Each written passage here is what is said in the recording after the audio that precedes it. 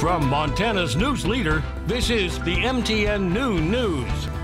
Good afternoon, everyone. Thanks for joining us on your MTN Statewide News this Thursday. I'm Jeanelle Slade. Well, a huge jump in confirmed COVID-19 cases across the state as Montana smashes the record again. 429 new cases today, and Yellowstone County again leads the pack. The state's largest county reports 93 new cases, followed by Cascade with 67, Flathead with 66, and Missoula at 32.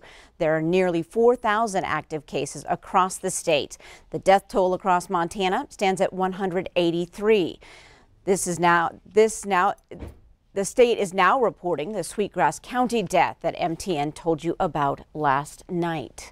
Well, the number of Montana schools reporting at least one or more active cases of COVID-19 has risen to 131. The state's previous report released last Wednesday showed 121 schools with active cases. A total of 433 cases are associated with schools statewide. 302 of those are students. The state is also reporting 344 cases at Montana colleges, with the University of Montana having the most at 126. Now, today, school administrators in Billings announced students from Skyview High School will be allowed to attend tonight's football game against Bozeman-Gallatin High School. The district will allow 200 Skyview students into the game. Seniors get the first choice if they purchase a ticket for $4 today. After that, those tickets are opened up to underclassmen at Skyview. No word yet on the Billings Senior Billings West game tomorrow night at Dallas Stadium. Well, it's now time to check in on the weather scene. We have some nice weather tonight for that game, Ed? Yeah, it's really dry, warm, but those conditions have been persisting for a long time now. So as we take a look, we're going to take a look at the drought monitor from the 1st of September. So 1 month ago, you could see much of the state was under dry to moderately drought conditions. But now watch as we're going to take it into today. And this is the latest update. See how much of the state starts to fill in. Even areas now of severe drought in northeastern Montana and the southeastern corner of the state. Well, extreme drought persists around Sheridan County, Wyoming. So in the short term, we're going to be looking at impacts because fire risk will continue to increase. There's no real change in the weather pattern. Long term, those impacts could linger all the way into the spring. We'll talk more about the short-term forecast coming up in a few minutes. All right, thanks so much, Ed. Well, President Trump heads to New Jersey for a closed-door fundraiser at his golf property, and Vice President Pence heads to Iowa in person, while their Democratic rivals, Joe Biden and Kamala Harris, attend virtual fundraisers. The presidential debate's format is now being overhauled following Tuesday's chaotic debate. Natalie Brand reports from the White House. At a rally in Minnesota last night, President Trump touted his debate performance against Democratic rival Joe Biden. You know, Biden lost badly when his supporters are saying he should cancel the rest of the debates. But the president is dealing with the fallout after controversial comments he made when asked to denounce white supremacy Tuesday night. Would you like me to condemn? White supremacists and Proud Boys. Stand back and stand by. Wednesday, President Trump tried to walk back those comments. They have to stand down, let law enforcement do their work. On Capitol Hill, Senate Republicans pressed the president to clarify. He should have made it very clear that there is no room for people on the far left or the far right when it comes to either Antifa or these white supremacist groups. Campaigning across Ohio and Pennsylvania, former Vice President Joe Biden said his message to the Proud Boys is cease and desist. The Proud Boys now have a logo saying, stand down, but stand by. We need to remember who in God's name we are. This is the United States of America.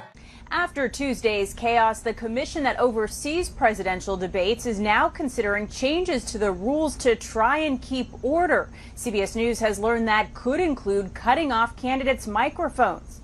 Even members of the president's own party criticized the tone of debate night. I did not think it was helpful in educating the American people. I thought it was an embarrassment. With 33 days until the election, both the president and Biden are focusing on raising money. The president holds a private fundraiser in Bedminster, New Jersey today, while Democratic nominee Joe Biden will fundraise virtually. On Friday, Biden heads to the key battleground state of Michigan, while the president has a trip planned to the swing state of Florida. Natalie Brand, CBS News, the White House. Back here in Montana, police are investigating a string of anti-Semitic vandalism in Kalispell. Hateful messages have appeared on historic silos downtown and on a billboard off of Highway 93. People have also reported seeing stickers with hateful rhetoric stuck to doors and buildings in the city. At this time, investigators do not know if the incidents are connected. In Great Falls, an infant passed away this week at an unlicensed daycare. Details are limited, but the head of an organization that provides child care licenses says it's important to always confirm daycare is safe. She says there are scholarship opportunities available for families struggling to afford child care, and there is training available for unlicensed daycares working to become legitimate. Right now, we do not know the name of the daycare or the child's identity or how the child died. Well, a new survey from Campgrounds of America shows the future of camping has never been brighter. The early stages of the pandemic were rough for Billings-based KOA in March and April. Nearly half of its reservations were canceled.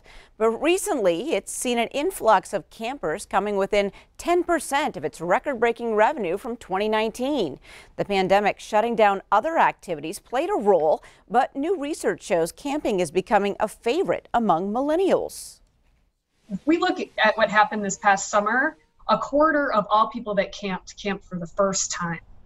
And never camped before. You know, these are new campers coming out. They're largely millennial and they have families. I think 80% of those were families. So it's a really great family activity. And I know once they start, they're going to keep going. So it's a really great way of injecting this love of camping for future generations.